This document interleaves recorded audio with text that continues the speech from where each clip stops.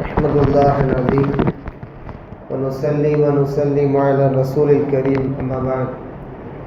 قال الله تعالى في كلامه القديم والفرقان الحميد: أعوذ بالله من الشيطان الرجيم. بسم الله الرحمن الرحيم. إن الله عنده علم الساعة. صدق الله العظيم. وقال سيدنا مولانا محمد صلى الله عليه وسلم في حديثه الشريف: إنما الأعمال بالنيات وإنما لامرئ ما نوى، أو كما قال عليه الصلاة والسلام.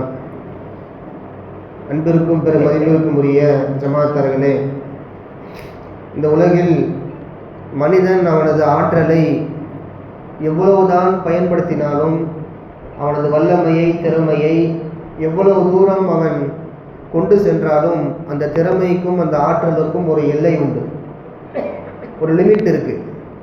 ஒரு லிமிட்டுக்கு மேலே அவனுடைய பவர், அவனுடைய ஸ்கில் எதுவுமே வேலை செய்யாது. மனிதன் என்ன பண்ணான் அப்படின்னா, உலகம் வளர வளர பல டெக்னாலஜியை கண்டுபிடிச்சான், பல சயின்டிஸ்டுகள் உருவானாங்க. வானத்துக்கு மேலே மனுஷன் ஆராய்ச்சி பண்ணி போனான். நிலாவில் போய் கால் வச்ச உடனே உலகமே திரும்பி பார்த்துச்சு அந்த மனுஷனை. இன்ன வரைக்கும் பேசுகிறாங்க, நீல் ஆம்ஸ்ட்ராங் தான் ஃபஸ்ட்டு கால் வச்சாரு அப்படின்லாம். உண்மையிலே ஆச்சரியமான விஷயம்தான். மனிதனுடைய திறமை அந்த அளவுக்கு இருக்குது. ஆனால் எல்லா கோள்களிலும் அவன் கால் பதிப்பானா அப்படின்றது ஒரு கேள்விக்குரியது. ஏன்னா ஒவ்வொரு கோளுக்கும் ஒவ்வொரு பிளானட்டுக்கும் இடையில பல்லாயிரக்கணக்கான பல மில்லியன் கணக்கான கிலோமீட்டர்ஸ் இருக்குது. இப்போ எல்லாத்துலேயுமே மனுஷன் கால் பதிக்க முடியுமா அப்படின்றது கேள்விக்குறி. இது வானத்தில். பூமிக்கு கீழே வாங்க, கடல் இருக்குது. கடலில் மனுஷன் ஆராய்ச்சி பண்ணி உள்ளே போனான். எந்த அளவுக்கு போகலாம், கருவிகளை வச்சு, எக்யூப்மெண்ட்டை வச்சு, டெக்னாலஜி மூலமாக நம்ம கடலுக்குள்ளே எவ்வளவு ஆழம் கடல் போகுது அப்படின்னு பார்க்கறதுக்கு நிறைய முயற்சிகளை மனுஷன் மேற்கொண்டான். ஓரளவுக்கு தான் போச்சு. கடைசியாக பார்த்தீங்கன்னா மரியானா ட்ரென்ச்சுன்னு சொல்லுவாங்க. கடலுக்குள்ளே இருக்கக்கூடிய ஒரு மிகப்பெரிய குழி அது. அது வரைக்கும் தான் மனுஷன் போயிருக்கிறான். அது வரைக்கும், அதுக்கு மேலே அவனால் போக முடியலை. அப்படி போனான் அப்படின்னா தண்ணீருடைய அழுத்தத்தின் காரணமாக மனிதனும் அந்த கொண்டு போகக்கூடிய அந்த வாகனமும் வெடித்து சிதறிவிடும். இப்படி ஒரு நிலைமை அங்கே இருக்குது. அப்போ பூமிக்கு கீழேயும் சரி, வானத்துக்கு மேலேயும் சரி, மனிதனுடைய ஆற்றல் ஒரு எல்லையில் தான் வேலை செய்யும், ஒரு லிமிட்டில் தான் வேலை செய்யும். லிமிட்டை தாண்டி அது செயல்படாது. லிமிட்டை தாண்டி செயல்படுறது அல்லாஹ்வுடைய ஆற்றல். இப்போ இந்த விஷயங்களை கருத்தில் கொண்டு அல்லாஹ் ஒரு 5 விஷயங்களை குர்ஆனில் சொல்லுகிறான். 5 விஷயம். அந்த 5 விஷயத்தை அல்லாஹ் ரப்புல் ஆலமீனை தவிர யாரும் யோசித்து கூட பார்க்க முடியாது. அப்படி யோசித்து பார்த்தாங்க, ஏதாவது ட்ரை பண்ணாங்க அப்படின்னா அது ஃபெயிலியரில் போய் முடியும். இன்னல்லாஹ இன்தஹு இல்மு ஸஆ இன்று ஓதப்பட்ட சூறாவில் வந்த வசனம் இது. சூரா லுக்மானில் அல்லாஹ் சொல்லக்கூடிய வசனம். அல்லாஹ்விடத்தில் மட்டும்தான் மறுமை சார்ந்த அறிவு உள்ளது. மறுமை நாள் வரப்போகுது அப்படின்னா நீங்கள் இந்த அடையாளத்தை எல்லாம் பார்ப்பீர்கள் ரசூலுல்லாஹ் சொன்னாங்க. அந்த அடையாளத்தில் நம்ம இன்னைக்கு பார்த்துட்டு வரோம். நேரத்தில் பறக்கத்து இல்லை, பெண்கள் ஆட்சி செய்வாங்க, அம்மாவுடைய ஆட்சியில் இடையில வந்து நம்ம பார்த்தோம். ரசூலுல்லாஹ் சொன்ன எல்லா அடையாளமுமே ஒவ்வொன்றா வெளிப்பட்டது. கொலை அதிகமாகும்னு சொன்னாங்க. இன்னைக்கு கொலை நியூஸ் பேப்பரை திறந்தாலும் எங்கே பார்த்தாலும் கொலை இருக்குது. விபச்சாரம் பெருகும்னு சொன்னாங்க. தவறுகள் குற்றங்கள் அதிகமாகும்னு சொன்னாங்க. மறுமைக்கான எல்லா சிம்டம்ஸும் நம்ம பார்த்துட்டோம் ஓரளவுக்கு. ஆனால் மறுமை நாள், டே ஆஃப் ஜட்ஜ்மெண்ட் என்னைக்கு அப்படின்ற அந்த நாள் நேரம் நமக்கு தெரியாது. துல்லியமாக தெரியுமா அப்படின்னு தெரியாது. அந்த ஆற்றல் அது எப்போ வரும்ன்ற அந்த இல்மு, அந்த அறிவு அல்லாஹ்விடத்தில் மட்டும்தான் உண்டு. இது அல்லாஹ் சொல்லக்கூடிய விஷயத்தில் முதல் விஷயம். மறுமை சார்ந்த அறிவு மனிதர்களாகிய உங்களுக்கு கிடையாது, ஏன்ட்ட மட்டும்தான் இருக்குன்னு அல்லாஹ் சொல்கிறான். 2வது பாயிண்ட், அல்லாஹ்வுடைய 5 விஷயங்களில் மனிதர்களுக்கு தெரியாத விஷயத்தில் 2வது விஷயம் வயுனஸ்ஸிலுல் கைஸ், மழையை இறக்குவது. மழை எப்போ வரும் எப்போ வராது அப்படின்றத மனிதர்கள் ஓரளவுக்கு வேணால் கணிக்கலாம். சேட்டலைட்டை வச்சு வானிலை ஆராய்ச்சி மையங்கள் ஓரளவுக்கு சொல்லலாம், இந்த ஊரில் மழை பெய்ய வாய்ப்பு இருக்கிறது அப்படின்னு சொல்லிட்டு இருப்பாங்க. அந்த ஊரில் மழையே பெய்யாது. சில சமயம் மழைக்கான அறிகுறி கூட இருக்காது. மனிதன் ஓரளவு கணிப்பான், அவ்வளவுதான். துல்லியமாக சொல்ல முடியுமா இத்தனை சென்டிமீட்டர் பெய்யும், இந்த இடத்துல பெய்யும், சொல்ல முடியாது. அப்போ அதனுடைய அறிவு, மலை சார்ந்த அறிவு ஏன்ட்ட மட்டும்தான் இருக்குன்னு நல்லா சொல்கிறான். மூணாவது விஷயம், கர்ப்பப்பையில் குழந்தை ஆனா பெண்ணா அப்படின்ற அந்த அறிவு மட்டுமல்ல, அந்த குழந்தை பிறந்து வெளியே வந்தோடனே அதுக்கு என்னென்ன ரிஸ்க் இருக்கு, அது என்னென்ன வேலை உத்தியோகத்தில் இருக்கும், அது நல்ல குழந்தையா இருக்குமா கெட்ட குழந்தையா இருக்குமா அப்படின்ற அறிவு ஏன்ட்டதான் இருக்குன்னு நல்லா சொல்றான். இன்னைக்கு ஸ்கேனரை நம்ம பயன்படுத்தி தாயினுடைய வயிற்றுக்குள்ள இருக்க குழந்தை ஆனா பெண்ணான்னு பார்ப்போம், அது வரைக்கும் வேணா முடியும். ஆனால் அந்த குழந்தை பெருசாக வளர்ந்து நல்ல பாதையில் போகக்கூடிய குழந்தையா கெட்ட பாதையில் போகக்கூடிய குழந்தையா அப்படின்றத பெற்றோர்கள் தீர்மானம் செய்ய முடியாது. அந்த குழந்தை எப்படி வேணால் ஆகலாம். வேணும்னா நம்ம முயற்சி பண்ணலாம், என் குழந்தை நல்லா வளரணும், கெட்ட வழிக்கு போயிடக்கூடாது அப்படின்னு ஒரு பெற்றோர் ஒரு பேரண்ட்ஸ் முயற்சி பண்ணலாம்.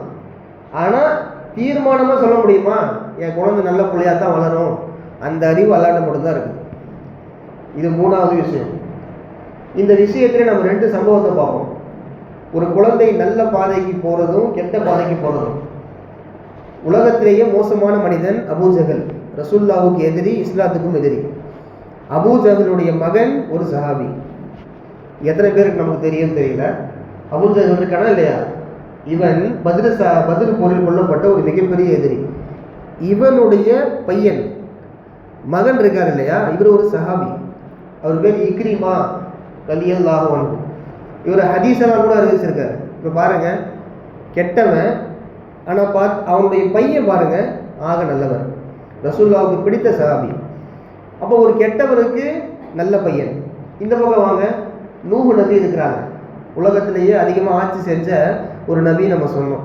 அவங்களுக்கு பிறந்த பையனை பாருங்க, ஹாம், சாம் அப்படின்னு நிறைய பேர் இருக்கிறாங்க, ஒரு 4-5 பசங்க. இவங்க எல்லாமே பார்த்தீங்கன்னா சிலை வழிபாடு செஞ்சவங்க. நூஹ் அலைஹிஸ்ஸலாம் சொல்லியும் கேட்கல, அந்த வெள்ளத்தில் மூழ்கி இறந்து போனாங்க. ஒரு நபியுடைய பையன் கெட்ட பையன், ஒரு கெட்டவனின் மகன் சஹாபி. பார்த்தீங்களா, அல்லாஹ்வுடைய ஏற்பாடு. இது யாருக்குமே தெரியாது. ஒரு குழந்தை கெட்டதா நல்லதா அப்படின்றத பேரண்ட்ஸ் ஆகிய நாம முடிவு செய்ய முடியாது, அது அல்லாஹ்வுடைய கையில் இருக்கு. அதுக்கடுத்து 4வது விஷயம், ஒமா தத்ரி நஃப்சுன் மாதா தக்ஸிபு கதா. உலகத்தில் வாழக்கூடிய எந்த ஆன்மாவும் நாளைக்கு என்ன நடக்க போகுது அப்படின்றது தெரியவே தெரியாது. சுத்தமாக தெரியாது. ஒரு கணிப்பு வேணா இருக்கலாம், துல்லியமா இது நடக்க போகுது அப்படின்னு நம்மளை யாரும் சொல்ல முடியுமா அப்படின்னா சொல்ல முடியாது. ஒரு சின்ன கதை சொல்றேன், அந்த கதையில் அந்த வார்த்தையினுடைய தாக்கம் உங்களுக்கு புரியும். ஒரு கணவன் மனைவி, அவங்களுக்கு 2 பிள்ளைங்க. இந்த பிள்ளைங்களுக்கு ரொம்ப நாள் ஃப்ளைட்டில் போகணும் அப்படின்னு ஆசை. தந்தைகிட்ட சொல்லிட்டே இருக்கிறாங்க, அதான் இந்த மாதிரி ஃப்ளைட்டில் கூப்பிட்டு போகணுன்னு ஆசை, எங்களை கூப்பிட்டு போங்க. ரொம்ப நாளாக அவர் காசெல்லாம் சேர்த்து வச்சு அவர் பசங்களை கூப்பிட்டு போகணுன்னு பிளான் பண்ணி நைட்டு ஃப்ளைட்டு ரெடியாக இருக்குது, இவங்களும் ரெடி ஆகிட்டு இருக்கிறாங்க. கிட்டத்தட்ட பார்த்தா நேரம் நெருங்கிருச்சு. ஆனால் திடீர்னு அதில் மூத்த மகன் அவருக்கு மயக்கம் வந்துருச்சு. சின்ன பசங்க தானே, திடீர்னு ஒரு ஏற்பாடு, அது இறைவனுடைய நாட்டம். மயக்கம் வந்து அவர் கீழே விழுந்துட்டார். ஒரு அசாதாரண சூழ்நிலை. இப்படி இருக்க நிலையில நம்ம பயணம் செஞ்சு போகணுமா, குழந்தை வேற இப்படி இருக்குது, இன்னொரு நாள் கூட பார்த்துக்கலாம் அப்படின்னு மனைவி என்ன பண்ணுறாங்க, அந்த பயணத்தை ரத்து செய்கிறாங்க. வேணாம், போக வேணாம், காசு போனால் போகுது, இன்னொரு நாள் பார்த்துக்கலாம் அப்படின்னு சொல்லிட்டு. ஏன்னா பையனுடைய நிலை ரொம்ப மோசமாக இருக்குது. அந்த பையனை கூப்பிட்டுட்டு ஹாஸ்பிட்டலில் காட்டிட்டுலாம் போக முடியாது, நேரம் நெருங்கிடுச்சு. அப்போ ரொம்ப சோகத்தில் அந்த வீடு உட்காந்துருக்கு. கணவன் மனைவி 2 பசங்கள்லாம் சோகத்தில் இருக்கிறாங்க, இப்படி ஆகி போச்சுட்டு. நைட்டு ஃப்ளைட்டு ரெடியாக இருக்குது, டிவியை போடுறாங்க, நியூஸ் டெலிகாஸ்ட் ஆகுது. இவர்கள் பயணப்பட இருந்த அந்த விமானம் தொழில்நுட்ப கோளாறால் வெடித்து சிதறியது அப்படின்னு டெலிகாஸ்ட். இங்கே அவங்க யோசிச்சிருப்பாங்களா, நாம் போக போகிற அந்த ஃப்ளைட் வந்து வெடிக்க போகுதுன்னு? அடுத்து என்ன நடக்கும் அப்படின்றது உங்களுக்கும் தெரியாது, நமக்கும் தெரியாது. அடுத்த நொடி என்ன நடக்கும், அடுத்த 1 மணி நேரத்தில் என்ன ஆக போகுது அப்படின்ற அந்த அஜெண்டா இருக்கு இல்லையா, அல்லாஹ்வுடைய அந்த ஏற்பாடு, ஷெடியூல், அது யாருக்குமே தெரியாது. இதைத்தான் அல்லாஹ் இங்கே சொல்கிறான், ஒமா தத்ரி நஃப்சுன் மாதா தக்ஸிபு கதா.